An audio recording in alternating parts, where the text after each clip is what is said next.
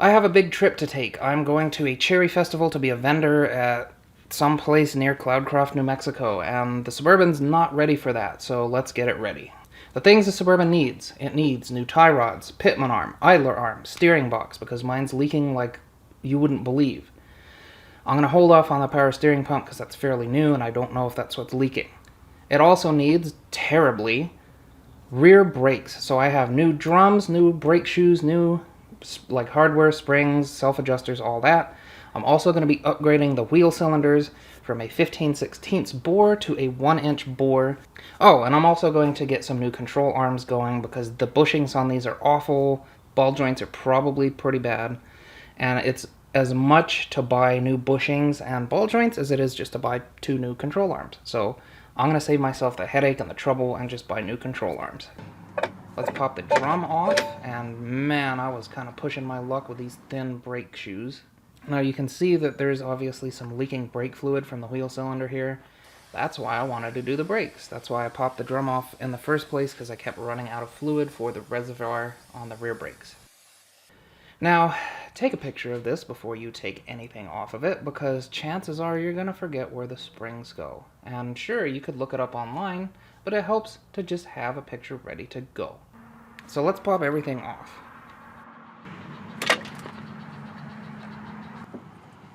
Get off. Do that.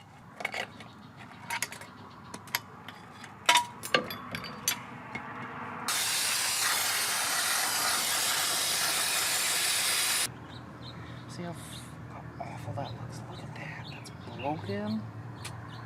Man, oh man. We're gonna clean that up. So the shoes are off. All the hardware's off. Before we put the new stuff on, I'm gonna pop these wheel cylinders off.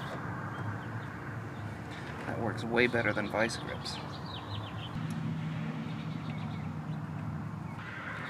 Oh, this hummingbirds just almost took me out.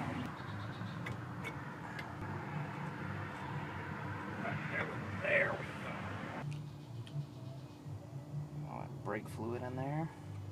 The seals are no good. You hear all that music? These assholes. New upgraded cylinder. Now these are upgraded units. These are 1-inch bore versus 15/16 inch bore from the stock Suburban.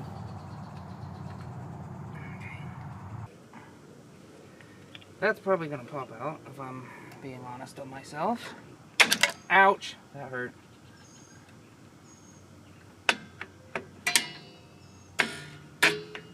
Oh, that sounds real gnarly. Come on, bud. Okay, do that real quick. Ooh! Well, I was hoping it wouldn't be as bad, but it's just as bad as the other side.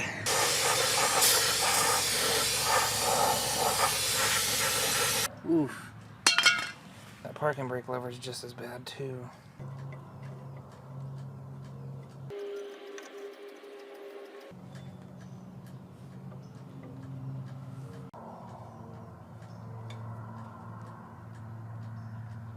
We're going to attempt to put the gold thing through there.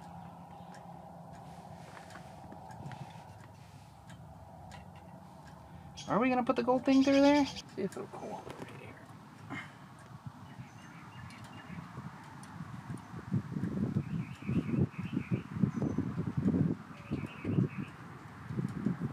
Let's just see. We're going to attempt to do that.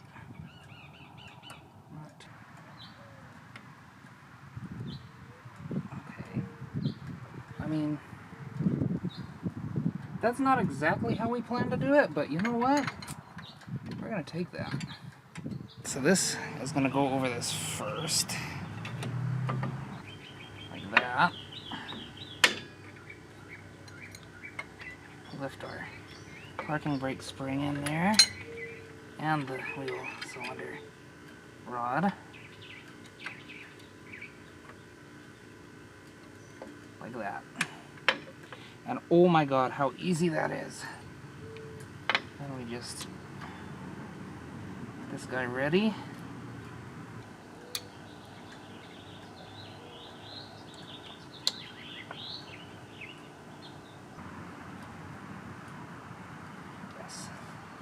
And like that, it's on.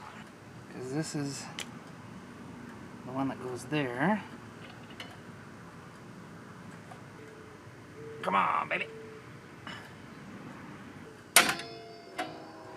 That's on. That was easy. Use leverage.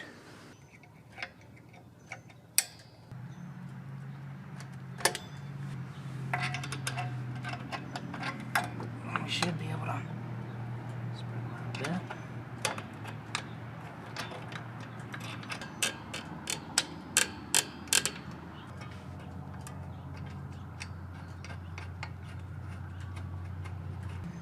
And like that, now all it is a game of popping that out until the brake drum barely moves against it. And like with the other one, we're going to clean it off and paint it. Okay, that's the cleaning. We'll let it dry.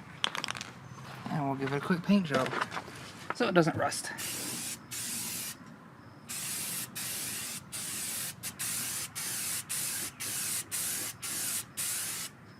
Beautiful. Let it dry and I'll put the wheel back on. And like that, everything is done. Now before I bleed these brakes, I'm actually going to replace that little like hose that goes from the frame rail to the axle that's kind of rubber so it can move a little bit. I got a new one of those because it was cheap, 10 bucks. And why not? Because we're here. Alright, let's get under there. Do this brake hose.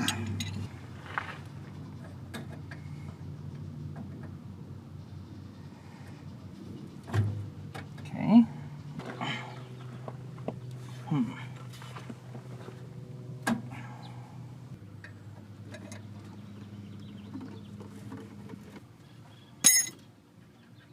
Okay, you're free.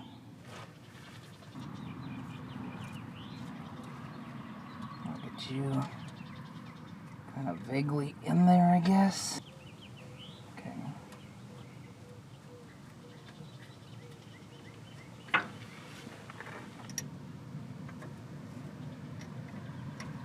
That's vaguely tight.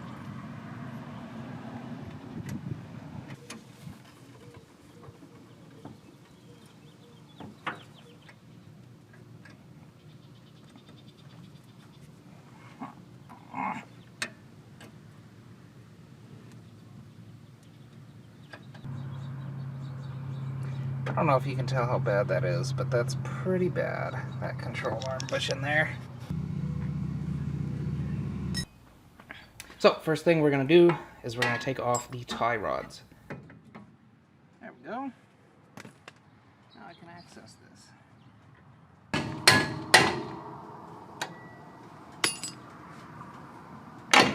Let's just give it a little try. And now I can take a 3/4 inch wrench and pop this control arm off. Now you want to make sure that you know how many spacers are on each shaft. Arm, at this point you'd want to loosen up those side nuts. I just have a new control arm, so I do not care. And like that, we're out. See how much I can clean this up.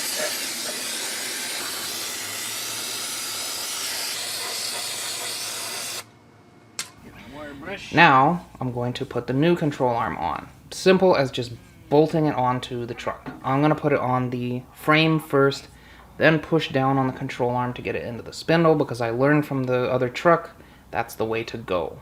Super low on battery, so we're going to tighten that up and come back.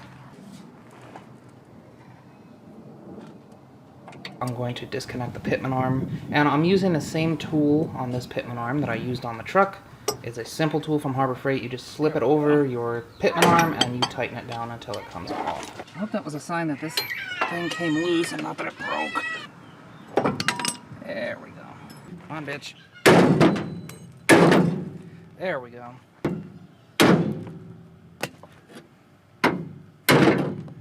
Excellent.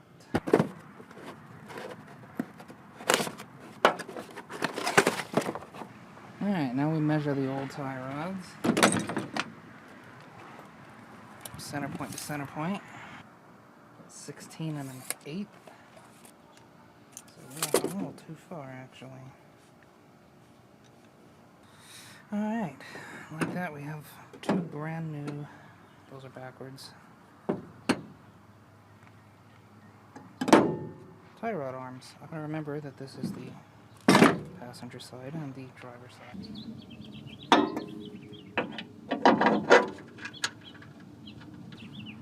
Just loosely for now. There are 4 bolts on the inside of the frame here that hold the steering box in.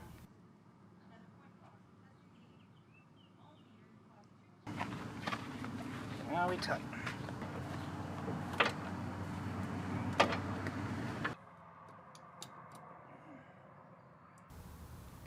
I'm also installing a new coupler disc on the new steering box because why would you not do that? They're $20, good insurance.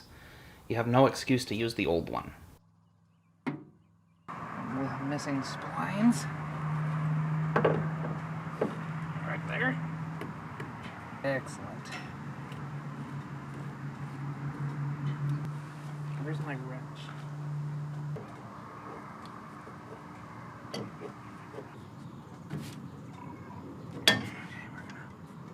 Call that good enough.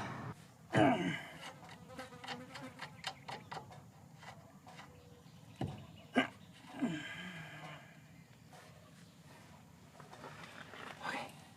Whew. Where'd I put that bolt?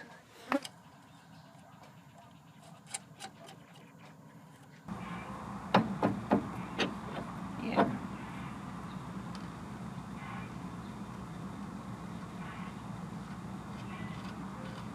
And now that our center link is attached to our idler and our pitman arm, we can put those new tie rods in.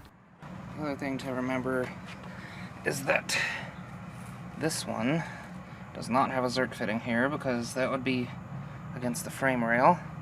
It has it on the end so you can actually access it.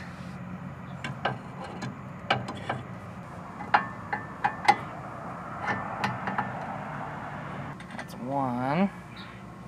And now that everything is in place, we can tighten everything down to spec.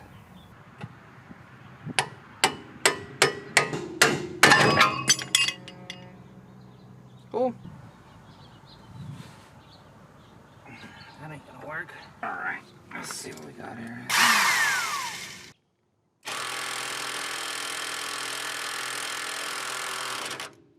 Breaker bar didn't work. My electric impact didn't work.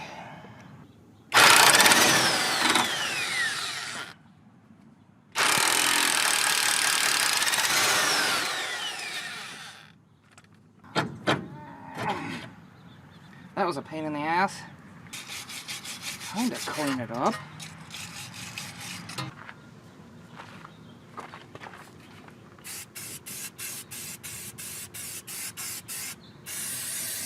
On we go.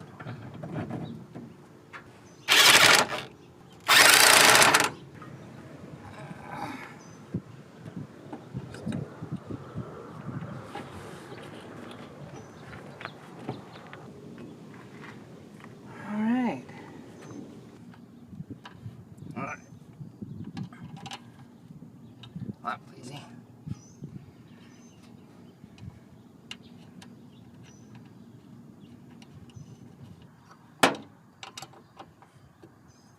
Okay, now the joyous task of lining these up to where they look straight-ish. So that's about it for now. I do have an upgraded master cylinder, like I said, but we're going to save that for its own dedicated video because I feel like that's going to be trouble. And I think we're going to call it a day. So, hey, thanks for watching. As usual, you be good while I'm gone, and I'll see you next time. Have a good week.